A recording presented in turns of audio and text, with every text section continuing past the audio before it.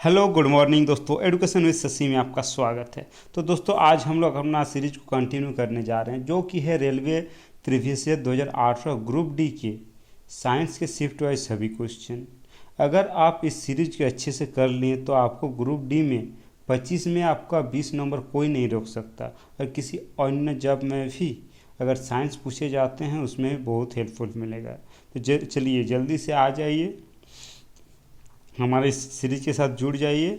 और दोस्तों group D का एग्ज़ाम भी अब सामने आने वाला है, तो टीसीएस के अनुसार अक्सर देखे जाते हैं प्रीवियस से क्वेश्चन पूछने को मिलता है, मतलब क्वेश्चन को देखने को मिलता है। तो चलिए हम लोग एकदम प्रीवियस ईयर को ही करते हैं। तो देखिए आज का पार्ट नंबर है 46 वीडियो। और दोस्तों इस वीडियो का पीडीएफ पाने के लिए हमारे टेलीग्राम में जुड़ जाइए। चलिए आइए देखते हैं फर्स्ट क्वेश्चन। फर्स्ट क्वेश्चन आपका क्या, देखिए फर्स्ट क्वेश्चन आपका क्या, किस वर्ग के जीव में पानी के संघनन के लिए विशेष ऊतक पाए जाते हैं। पानी के संघनन के लिए विशेष ऊतक पाए जाते हैं। तो उसका दोस्तों देखिए आपका हो जाएगा जिम्नोस्पर्म। ये आपका दो प्रकार के होते हैं, एक जिम्नोस्पर्म एक एंजियोस्पर्म। तो पानी के संघनन के लिए आपका जिम्नोस्पर्म इसका ऊतक होता है। दोस्तों ऑप्शन नंबर आपका 3 सही हो जाएंगे, जिम्नोस्पर्म। चलिए नेक्स्ट क्वेश्चन देखते हैं दोस्तों। नेक्स्ट क्वेश्चन आपका क्या है, नेक्स्ट क्वेश्चन आपका दिया हुआ जिसके कारण ब्रह्मांड में प्रत्येक निकाय एक दूसरे को आकर्षित करता है उस बल को क्या कहते हैं। मतलब जिसके कारण एक दूसरे को आकर्षित करते हैं, मतलब उसको क्या कहते हैं पूरे ब्रह्मांड में। उसको दोस्तों हम लोग गुरुत्वाकर्षण बल कहते हैं, ग्रेविटेशनल फोर्स। ऑप्शन नंबर आपका सी से हो जाएंगे, गुरुत्वाकर्षण बल। चलिए नेक्स्ट देखते हैं दोस्तों। नेक्स्ट क्वेश्चन आपका क्या है, नेक्स्ट क्वेश्चन आपका दिया हुआ दोस्तों निम्न में से कौन सा एक संतृप्त हाइड्रोकार्बन है।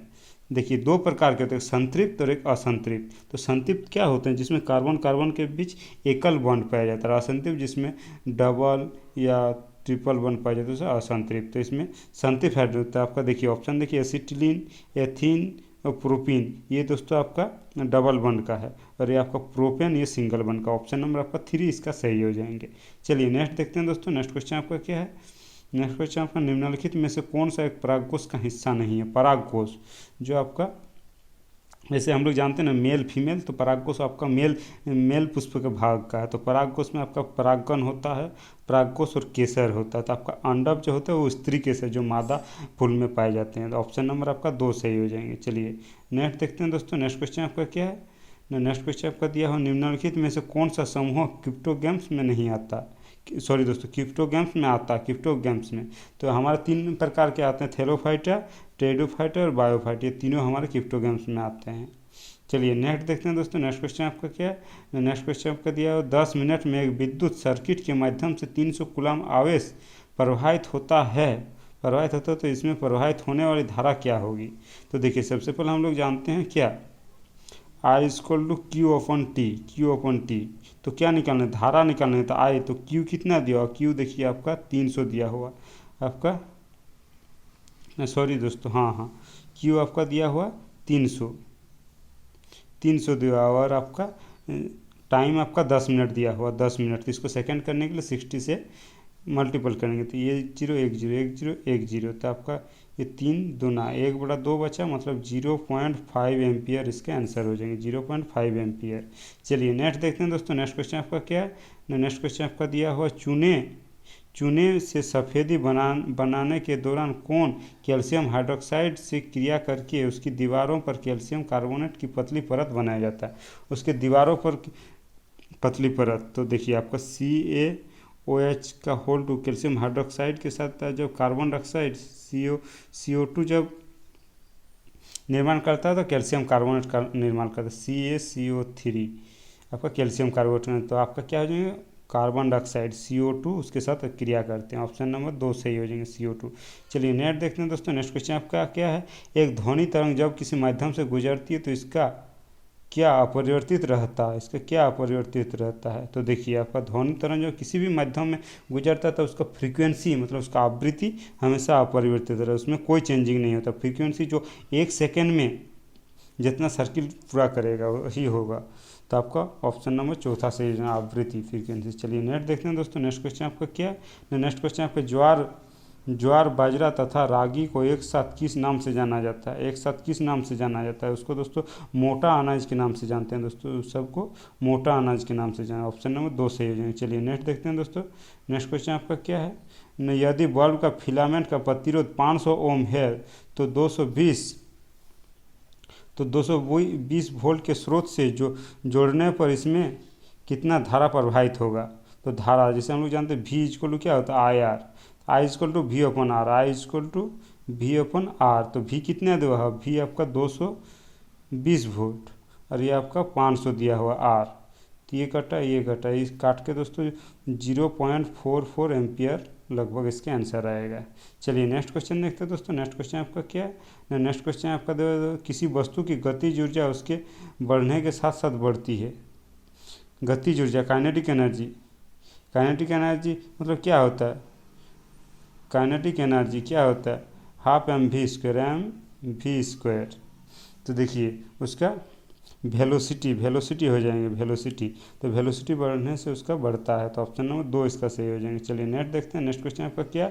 नेक्स्ट क्वेश्चन आपका मोनोहाइब्रिड क्रॉस में कितने विपरीत गुणों वाले युग्म शामिल होते हैं? मोनोहाइब्रिड, तो मोनोहाइब्रिड इसमें एकल क्रॉस होते हैं दोस्तों। ये 3 प्रकार के, मोनो, डाई और पॉली, 3 प्रकार के होते हैं। तो इसमें आपका मोनो में आपका एकल होते हैं। ऑप्शन नंबर 3 से हो जाएंगे, 1 होगा इसमें। चलिए नेक्स्ट देखते हैं। नेक्स्ट क्वेश्चन आपका क्या दोस्तों? एक आम्ल तथा एक अल्कोहल की क्रिया से होता है। आम्ल तथा अल्कोहल की क्रिया से क्या बनता है? तो हमारा एस्टर का निर्माण करते हैं, एस्टर। ऑप्शन नंबर 2 सही हो जाएंगे, एस्टर बनता है। चलिए नेक्स्ट देखते हैं दोस्तों। नेक्स्ट क्वेश्चन आपका क्या है? 2 निकायों के बीच गुरुत्वीय बल के बारे में कौन सा कथन सत्य है? 2 निकायों के बीच तो गुरुत्वीय बल, तो हम लोग जानते हैं F इक्वल क्या होता है? Gm1m2 upon are square. तो मतलब दोनों वस्तु के द्रव्यमान के गुणनफल और उसके बीच की दूरी के व्युत्क्रमानुपाती होते हैं, समानुपाती, उसके बीच की व्युत्क्रमानुपाती होते हैं। क्या है? 2 निकाय के बीच हमेशा आकर्षण होती है दोस्तों, हमेशा आकर्षण होती है। ऑप्शन नंबर 2 सही हो जाएंगे। चलिए नेक्स्ट देखते हैं दोस्तों। नेक्स्ट क्वेश्चन आपका क्या है? कि निम्न में से कौन सा इलेक्ट्रॉनिक विन्यास एक अधातु का नहीं है? अधातु का नहीं है। देखिए हम दोस्तों आप लोगों को बताएं कि धातु और धातु में अक्सर उसके लास्ट में वैलेंस इलेक्ट्रॉन, लास्ट वाला 1 2 3 ज़्यादा से ज़्यादा 4, ये आपका अंतिम कोष में रहता है धातु में। और अधातु में आपका 5 6 7 ये रहता है। तो आपका ऑप्शन देखिए, इसमें 5 है, 7 है, इसमें 6 है, ये आपका सभी अधातु है। लेकिन धातु आपका 2 8 4 ये आपका धातु हो जाएंगे। तो ऑप्शन नंबर इसका एक्चुअली चौथा इसका सही आंसर हो जाएंगे, चौथा है इसका। चलिए नेक्स्ट देखते हैं दोस्तों। नेक्स्ट क्वेश्चन आपका क्या है? न पृथ्वी की सतह पर जहां वायु का घर्षण बल शून्य होता है वस्तुएं कैसे गिरती है? जहाँ पर घर्षण बल शून्य होता है तो घर्षण फ्रिक्शन एकदम 0 हो जाएगा, तो वस्तु किस एक समान त्वरण के साथ गिरेगा दोस्तों, समान त्वरण के साथ, उसका एक्सेलरेशन एकदम समान होगा। ऑप्शन नंबर 3 सही हो जाएंगे। चलिए नेक्स्ट देखते हैं दोस्तों। नेक्स्ट क्वेश्चन आपका क्या है? नेक्स्ट में निम्नलिखित में से विशेषता ध्वनि की नहीं है, ध्वनि की विशेषता नहीं है। तो देखिए ध्वनि में क्या होता है? उसका ध्वनि में गुणवत्ता, प्रबलता और स्वरनता उसमें अलग अलग होते हैं, लेकिन आपका कंपन नहीं होगा। काहे कि कंपन के कारण ही ध्वनि उत्पन्न होता है, इसका मेन फैक्ट आपका कंपन होता है, इसलिए ये नहीं होते। कंपन होता तब ध्वनि उत्पन्न होता है। ऑप्शन नंबर आपका ए सही हो जाएंगे। चलिए नेक्स्ट देखते हैं दोस्तों। नेक्स्ट क्वेश्चन आपका क्या है? पृथ्वी की सतह पर एक वस्तु का भार 60 न्यूटन है तो चंद्रमा की सतह पर इसका भार कितना न्यूटन होगा? तो देखिए हम लोग जानते हैं पृथ्वी का भार चंद्रमा का भार 1/6 गुना होते हैं, तो हाँ हमारे 60/6 हो जाते हैं, तो आपका कट जाएगा तो 10 न्यूटन हो जाएगा चंद्रमा पर इसका भार। चलिए नेक्स्ट देखते हैं। नेक्स्ट क्वेश्चन आपका दिया हुआ 15 किलो द्रव्यमान की वस्तु 2 मीटर प्रति सेकंड की एक समान वेग से चल रही है तो इसकी गतिज ऊर्जा क्या होगा? तो गतिज ऊर्जा काइनेटिक एनर्जी क्या होता है? हाफ एम वी स्क्वायर, तो 1/2 इंटू 15 इंटू 2 का स्क्वायर 4 हो जाएगा, तो ये कट जाएगा 2 से, आपका 15 दूना 30 आंसर हो जाएगा, 30 जूल इसका आंसर होगा। चलिए नेक्स्ट देखते हैं दोस्तों। नेक्स्ट क्वेश्चन आपका क्या है? नेक्स्ट क्वेश्चन आपका दिया हुआ वायु की प्रकृति के अनुसार वायु की प्रकृति में कौन सी अवस्था पदार्थ का एक विशेष रंग के साथ चमकता है? कौन सा एक विशेष रंग के साथ चमकता है? तो कौन चमकता है? का प्लाज्मा दोस्तों, प्लाज्मा एक विशेष रंग के साथ चमकता है। ऑप्शन नंबर आपका ए से ही हो जाएंगे। चलिए नेक्स्ट देखते हैं दोस्तों। नेक्स्ट क्वेश्चन आपका क्या है?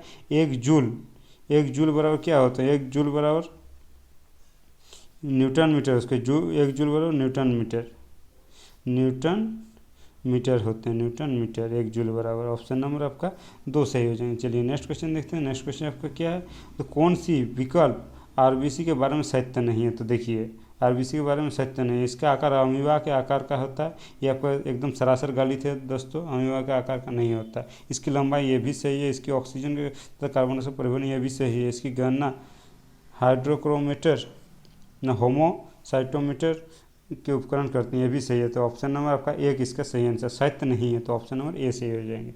चलिए दोस्तों नेक्स्ट देखते हैं। नेक्स्ट क्वेश्चन आज क्या है, तो देखिए पुरुष में शुक्राणु और मूत्राशय के उत्सर्जन के कौन सा मार्ग होता है। तो हमारा मूत्र मार्ग होते हैं, मूत्र मार्ग। स्त्रियों में अलग होते हैं, तो इसमें मूत्र मार्ग होते हैं। चलिए नेक्स्ट देखते हैं। नेक्स्ट क्वेश्चन आपका क्या है, नेक्स्ट क्वेश्चन आपका निम्नलिखित में से कौन सा विलयन विद्युत का संघनन नहीं करता है।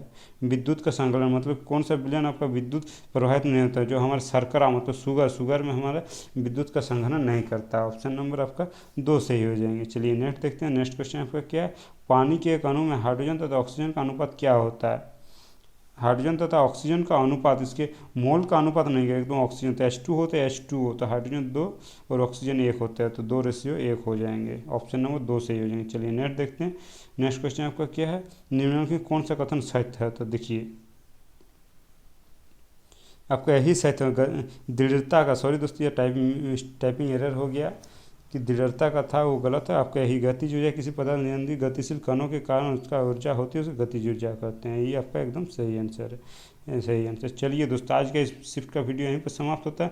दोस्तों वीडियो को अच्छे लगे तो लाइक कमेंट और शेयर जरूर कीजिएगा। जो हमारे चैनल को अभी तक सब्सक्राइब नहीं किया जरूर से जरूर सब्सक्राइब कर दीजिएगा दोस्तों। और आप लोग लेटेस्ट अपडेट आप कुछ ही महीनों में एक महीने 1-1.5 महीने में ही आपका ग्रुप डी का एग्ज़ाम शुरू होने वाला है, जो कि इसमें यही आपका लास्ट चांस है। तो आप एकदम बढ़िया से ध्यान देकर पढ़िए और प्रीवियस ईयर को ज़्यादा से ज़्यादा जितना कीजिए हो सकते कीजिए। धन्यवाद दोस्तों।